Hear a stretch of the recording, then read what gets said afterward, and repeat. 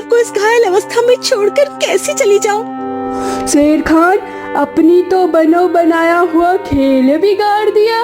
वो हिरन खुद ही आपके पास चलकर आ रही थी। अगर आप कुछ देर इंतजार करते तो वह आपके मुंह में आ जाती, लेकिन बदकिस्मती वह भाग गई। क्या हुआ राजकुमार, आज यहाँ कैसे आना हुआ? लगता है कुछ बड़े समस्या में हो।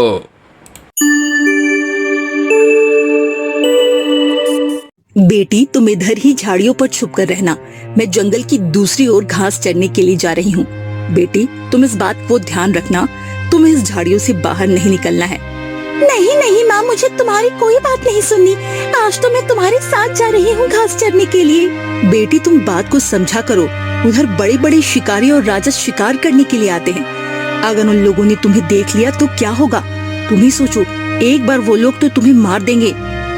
उन्हें क्या है, उन्हें तो शिकार की पड़ी हुई है। समझ रही हो ना बेटी, मैं क्या कह रही हूँ? माँ, मैं आपकी बात समझती हूँ, लेकिन मैं कब तक इस झाड़ी के पीछे छुपकर बैठी रहूं? मुझे भी तो इस जंगल को अच्छे से देखना है। मैं भी तो इस हरियाली का आनंद लेना चाहती हूँ। मुझे भी इस जंगल में खेलना कूदना है। आप समझो ना माँ। हाँ हाँ बेटी, तो ठीक है, आज मैं तुम्हें मेरे साथ ले चलती हूँ, लेकिन बेटी तुम सतर्क होकर चलना, क्योंकि किसी भी समय कोई भी शिकारी और राजा हम पर हमला कर सकता है। मैं सतर्क होकर चलूंगी। जब मेरी माँ मेरे पास हो तो मुझे किस बात की फिक्र? मेरी रक्षा करने के लिए आप हो ना माँ। ऐसा कहकर दोनों माँ बेटी घास चरने के लिए निकलते हैं। फिर भी उस माँ हिरन के मन में कुछ संकोच था। अगर किसी शिकारी और राजा ने हमला किया तो क्या होगा? मुझे खून के धार ना देखे हुए भी बहुत दिन हो चुके हैं। पिछले 2 हफ्ते से हम शिकार पर नहीं गए। अब हमें शिकार पर चलना चाहिए। क्यों सेनापति, क्या विचार है तुम्हारा? हाँ महाराज, हमें शिकार पर ना गए हुए 2 हफ्ते हो गए हैं। हमारे ख्याल से आज हमें शिकार पर जाना चाहिए, क्योंकि 2 दिन पहले बारिश हुआ था, जिसकी वजह से जंगल पर नए घास भी उग गए होंगे। उसी हरे भरे घास को चरने के लिए जंगली जानवर बाहर निकलेंगे। उसी वक्त का फायदा उठाकर हम शिकार करेंगे महाराज। हाँ सेनापति, तुम बातें बहुत करते हो। क्यों ना अब हम शिकार पर चलें? अगर हम अभी शिकार के लिए नहीं निकले तो शिकार करके लौटने में बहुत देर हो जाएगी। इस तरह से राजा और सेनापति शिकार के लिए निकलते हैं। उन लोगों को कोई बड़ा शिकार की तलाश थी। दूसरी ओर उसी राज्य में एक मदन नाम का आदमी रहता था। मदन दिल से बहुत ही मददगार और दयालु स्वभाव का आदमी था। हमने सुना है आज फिर तुम किसी और की मदद करके आए हो। क्यों करते हो तुम ऐसा? क्या मिलेगा तुम्हें ऐसा करके? दूसरे का मदद करना ही मेरा धर्म है। मैं इस धर्म को मरते दम तक निभाऊंगा। खुद के घर पर खाने के लिए अनाज नहीं है और लाट साहब चली दूसरों की मदद करने। मुझे तो तुम्हें देखकर हंसी आ रही है। हंसी, मुझे तुम्हारे मुंह पर थूकने का मन कर रहा है। लानत है तुम्हारी ऐसी जिंदगी पर। अगर तुम्हें तुम्हारी आंखों से दूसरों की मदद नहीं देखी जाती तो मैं क्या करूं? अगर तुम्हें मेरे मुंह पर थूकने का मन कर रहा है तो थूक दो ना, ये भी सह लूंगा। तुमसे मुंह लगने से अच्छा है मैं इस घर को ही छोड़कर चली जाऊं। तुम जैसे भुक्कड़ गरीब के पास रहकर मेरा क्या होगा? मैं जा रही हूँ। अब अकेले ही रहना, एक दूसरे की मदद करना बस। ऐसा कहकर मदन की पत्नी मुना मदन को छोड़कर जाती है, लेकिन मदन को कुछ फर्क नहीं पड़ता, क्योंकि उसने ठान लिया था कि अब वो अकेले ही रहेगा। ध्यान से चलना सेनापति, लगता है कोई बड़ा शिकार आ रहा है। हमें शिकार को हाथ से जाने नहीं देना है। जी महाराज, जितना भी बड़ा शिकार हो हम उसे मार गिराएंगे। मुझे एक हिरन दिख गया है, आप बोलो तो मैं उसे अभी कभी मार गिरा दूं। नहीं नहीं सेनापति, हमें उसे मारना नहीं है। हम उसे घायल करके दरबार में ले चलेंगे। वो हिरन दिखने में बहुत ही सुंदर है, लगता है उसका बच्चा भी है। लेकिन हिरन को इस बात की भनक तक नहीं थी। राजा उसके शिकार करने के लिए आया है। तभी राजा एक तीर मारता है। वो तीर जाकर माँ हिरन को लगती है।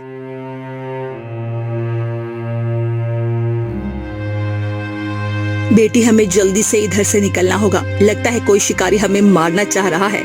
ऐसा कहकर दोनों माँ बेटी भागने की कोशिश करते हैं।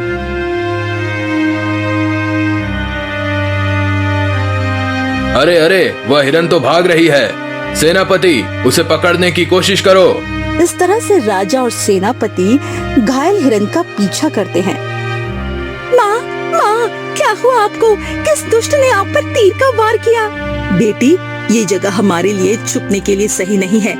वो दुष्ट राजा कभी भी आ सकता है, इसीलिए बेटी तुम इधर से चली जाओ।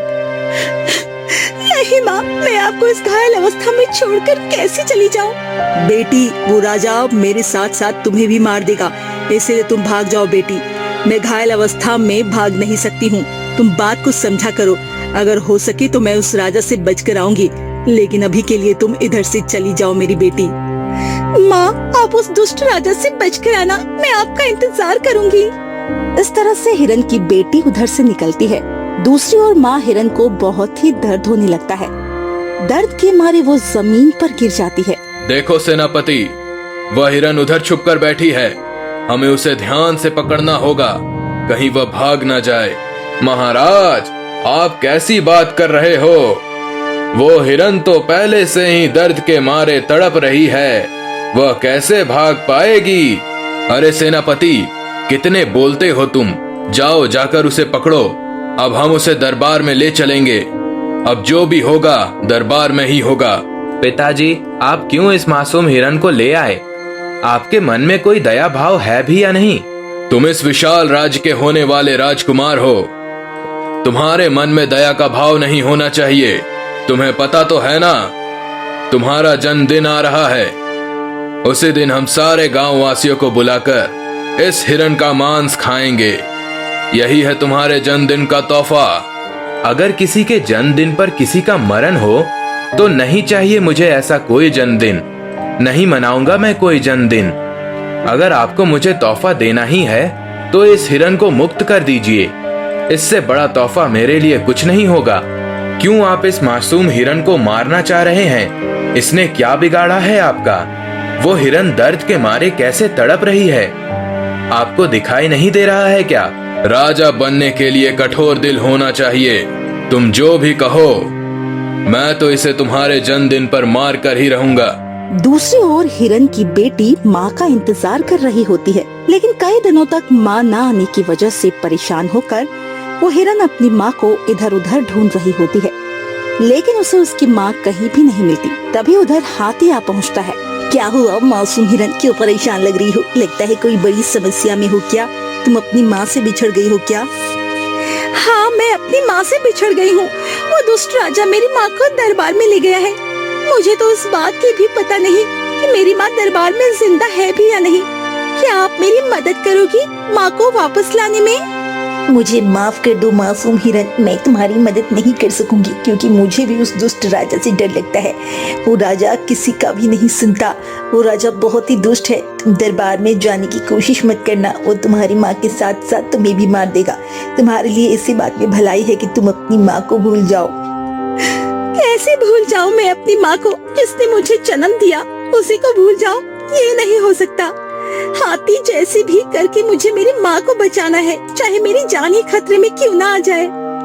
ये तो तुम्हारी इच्छा है, तुम भी उस दुष्ट राजा के हाथों मारी जाओगी। फिर से वो मासूम हिरन मदद के लिए एक लोमड़ी के पास जाती है। लगता है यह मासूम हिरन जंगल में बिछड़ गई है। मुझे इसका फायदा उठाना पड़ेगा। आज तो खुद शिकारी के पास चलकर आया है। आज तो मजा ही आने वाला है।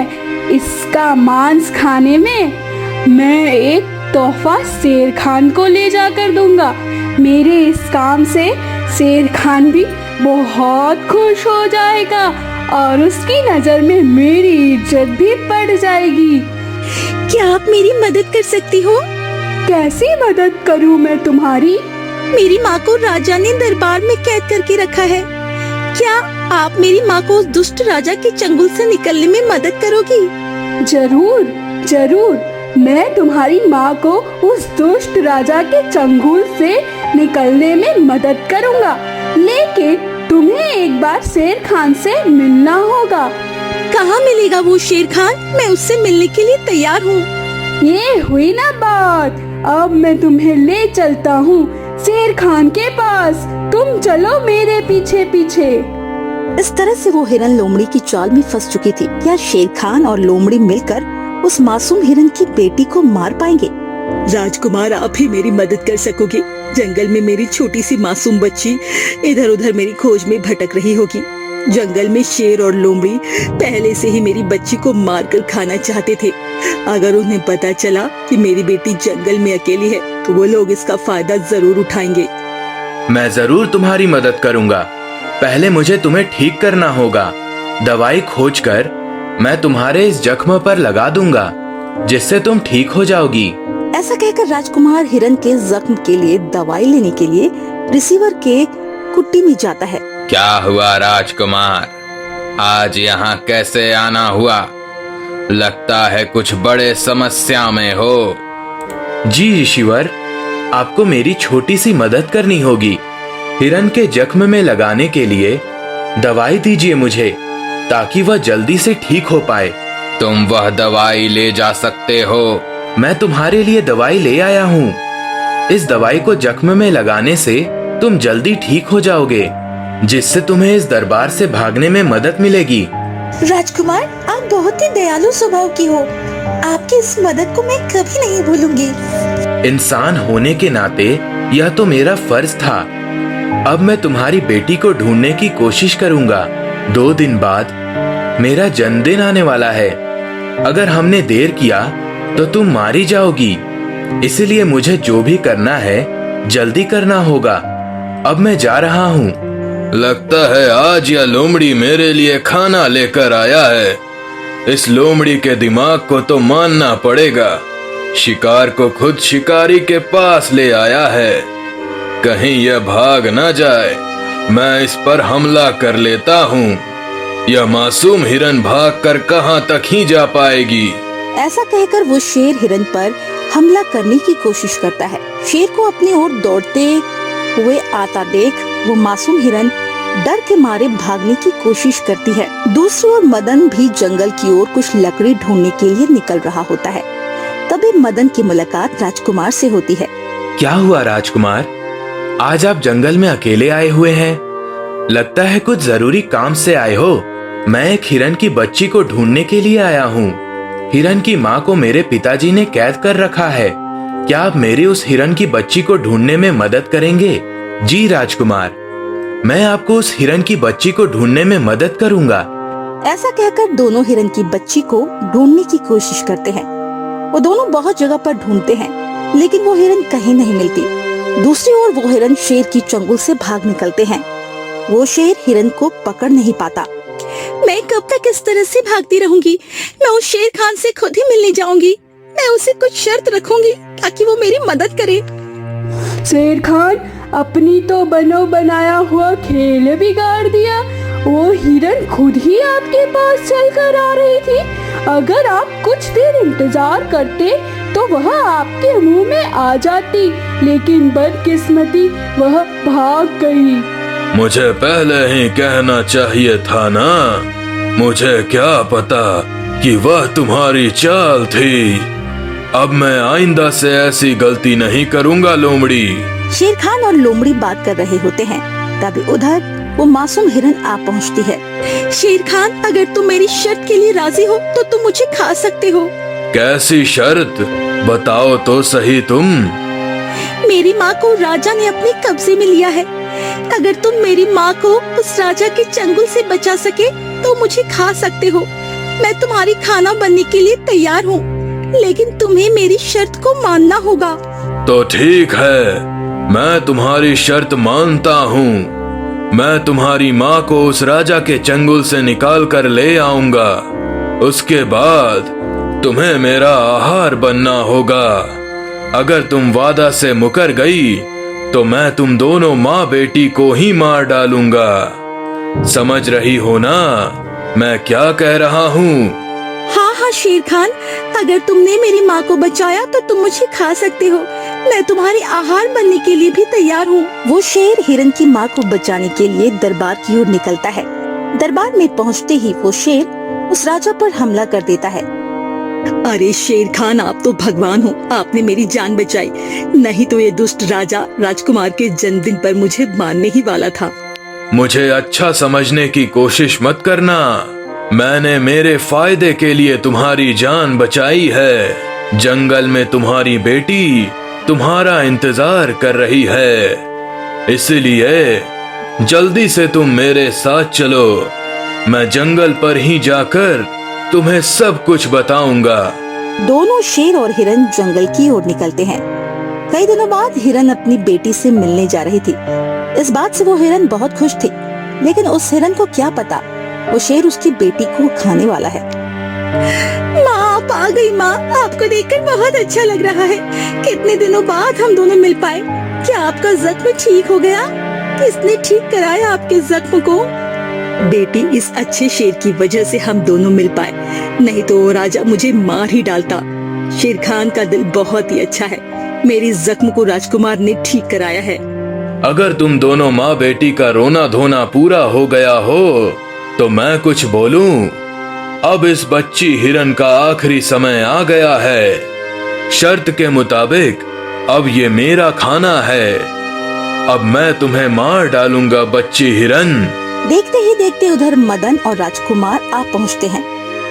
राजकुमार और मदन को उधर आता हुआ देख वो शेर भाग जाता है। यह तो वही हिरन है जिसकी तुम्हें तलाश थी। हम समय पर ही आ गए, नहीं तो वह शेर इस हिरन को मार ले जाता।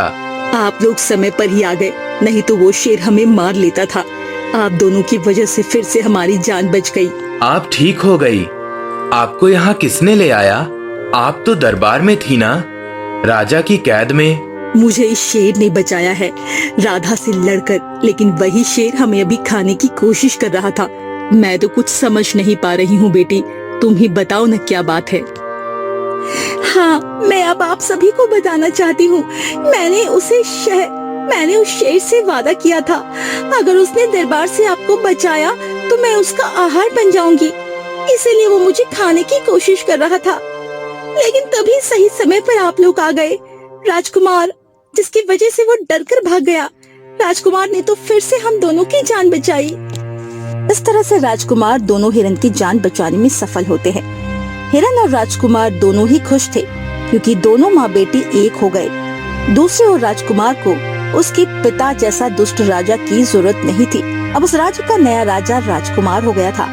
राजकुमार उस राज्य में शांति पूर्वक राज करने लगे।